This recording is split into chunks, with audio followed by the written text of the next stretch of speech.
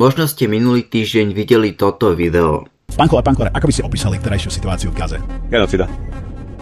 A prečo sa slovenskí politici nevedia voči tomu vyhraniť? Veľa z vás možno hovorí, že to je based a ja súhlasím. Ja som mal ale problém s tým, že hovoril o sebe ako jediný politik, ktorý toto kritizuje. Čo nie je pravda, lebo Republika a hlavne Milan Mazurek toto už dlhú dobu kritizovali. Tak som sa rozhodol zistiť, kto je Zoroslav Kollár a idem vám ho predstaviť. Začnem ale s tým, kto je Zoroslav Kollár. Zoroslav Kollár sa narodil v roku 1965 blízko Trnavy. Tam vyrástal so 6 súrodencami v biednych podmienkách.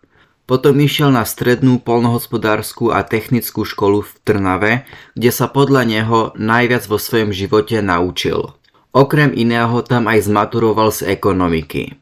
Potom chcel pokračovať v poľnohospodárstvu a ísť na vysokú školu do Nitry, ale tam ho neprijali a tak išiel po roku roboty v skloplaste Trnava študovať právo do Bratislavy. Toto štúdium úspešne dokončil v roku 1989. Potom išiel do advokácie a práve v tejto dobe krachovali rôzne štátne podniky. Takže bol niekto treba, kto by robil konkurzného právnika. A podľa Zoroslava Kollára túto prácu v tej dobe nikto nechcel urobiť a tak ju urobil aj kvôli tomu, že mal skúsenosti s ekonomikou. A odtiaľ vlastne pochádza tá jeho značka, čo vidíte v médii, že je konkurzný právnik. Aj keď tých konkurzov urobil len 5. Ale vďaka tej práce zarobil svoj prvý 1 000 000 korún. Potom neskoršie investoval a spoluvlastnil rôzne firmy, vďaka čomu sa odhaduje jeho majetok na 100 miliónov eur. Okrem iného sa venoval dejepisu, archeológie a paleontológie. Je to napríklad vidno na jeho zbierke artefaktov alebo aj na tom, že často používa latinu. Čo sa mne veľmi páči, lebo sa zamierávam na latinu na strednej škole. Ale ten dôvod, prečo je dneska relevantný, je, že najprv začal robiť politické videá, kde pozdravuje rôznych politikov, najmä Borisa Kollára, Roberta Fica a Michala Šimečku. V týchto pozdravov ich hlavne kritizuje pre rôzne veci. A druhá vec, prečo je ešte relevantnejší, je, že v lani založil stranu Právo na pravdu. Mne sa jeho strana a robota veľmi páči. Tie veci, čo robí a aké postoje a nápady on má, sú veľmi podobné s mojimi a bol som z nich dosť prekvapený, keď som ich počul. Poviem vám 2 také príklady. Napríklad som rozmýšľal nad tým, že by sa politické strany mali sami financovať. Neviem, či s tým úplne súhlasím, ale bola to taká moja myšlienka. A veľmi ma to prekvapilo, že Zoroslav Kollár povedal, že by toto zaviedol. Druhá vec je, a toto som už aj hovoril na verejnosti, že koalícia a opozícia sa navzájom zdržavajú pri hlasovaní, aby mohli tých iných blokovať. Toto ma veľmi štve. A ako som nad tým rozmýšľal, tak som mal takú myšlienku, že by sme mohli poslancom zrušiť možnosť sa zdržiavať. Ale prišlo mi to také radikálne, tak som úplne nevedel, či by som toto urobil. Ale Zoroslav Kollár povedal, že by toto jednoznačne presadil. Lebo ak nemáš na nejakú vec názor, tak by si nemal byť poslancom a musím povedať, že ja s tým súhlasím. Ale neviem, či na 100%. Samozrejme má aj kopec iných pozitívnych vecí, ktoré by som nevedel všetky vymenovať. Musím aj povedať, že aj keď niektoré veci mi prídu radikálne a s nimi moc nesúhlasím, tak je to presne to, čo Slovensko potrebuje. Ja nie som pokrytec. Ja som hovoril, že potrebujeme radikálnu zmenu a som ochotný sa s tou radikálnou zmenou Zoroslava Kollára zmierniť, aj keď s polovicou nesúhlasím. Lebo toto súvisí s mojím cieľom. Strana Právo na pravdu je Slovakia First, takže Slovensko na prvom mieste. Zoroslav Kollár sa aktívne venuje rôznym kauzam na Slovensku a v tomto má u mňa viacej sympatie ako Republika. Toto nie je útok na Republiku, lebo úplne chápem, prečo to tak je.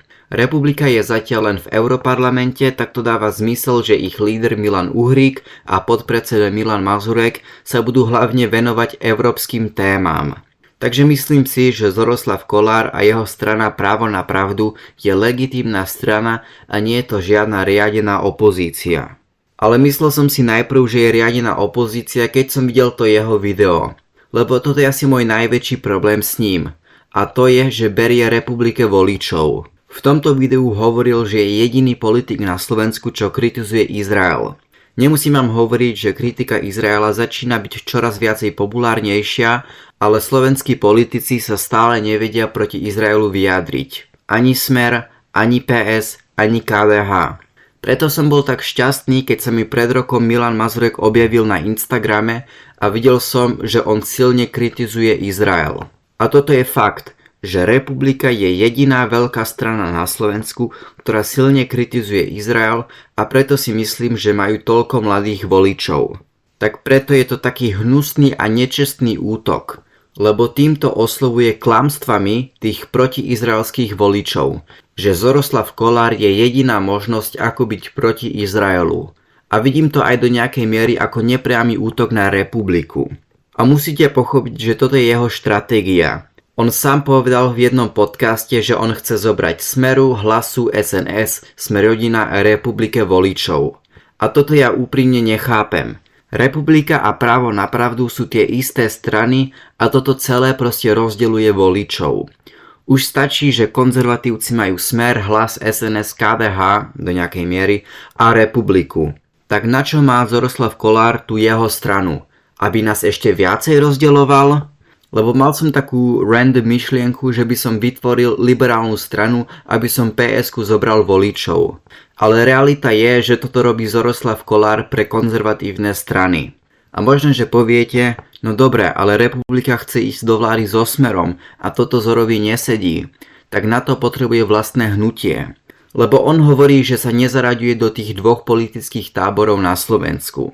Ale toto je ľahké povedať, keď máš len 1% v prieskumoch. Ale Republika je tretia najsilnejšia strana, ktorá má ambície a má realistickú šancu vyhrať ďalšie voľby a skoro 100% šancu sa dostať do parlamentu.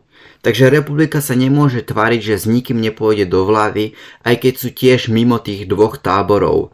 Ale s niekým tú vládu proste musia urobiť. A keď bude Republika vo vláde, či už ako víťazná strana alebo nie, tak budú mať veľký vplyv a môžu vytvárať tlak na Smer. Ešte jedna ďalšia vec, ktorú by ste možno chceli, aby som oslovil, je, že Zoroslav Kollár bol vo väzbe a že bol odsúdený za podplácanie.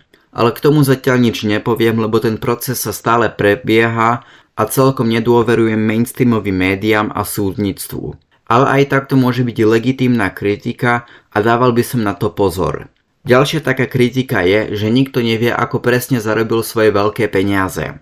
Ale aj tu zatiaľ nič nebudem hovoriť, lebo o tom verejnosť málo vie a nechcem tu hovoriť nejaké veci, ktoré sú prehnané alebo nepravdivé. Na záver chcem povedať, že strana Zoroslava Kollára je pozitívna a nevidím ju ako zlo. Ak by Republika neexistovala, tak by som volil Právo na pravdu.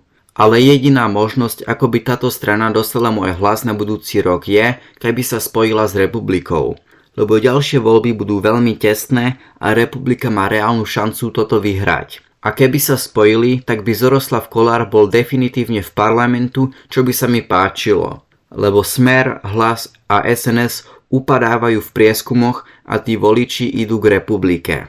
Rozdeľovať týchto voličov je veľmi neproduktívne a mohlo by to znamenať, že progresívne Slovensko vyhrá ďalšie voľby. Ja som Slovák Rojper a vidíme sa na budúci týždeň.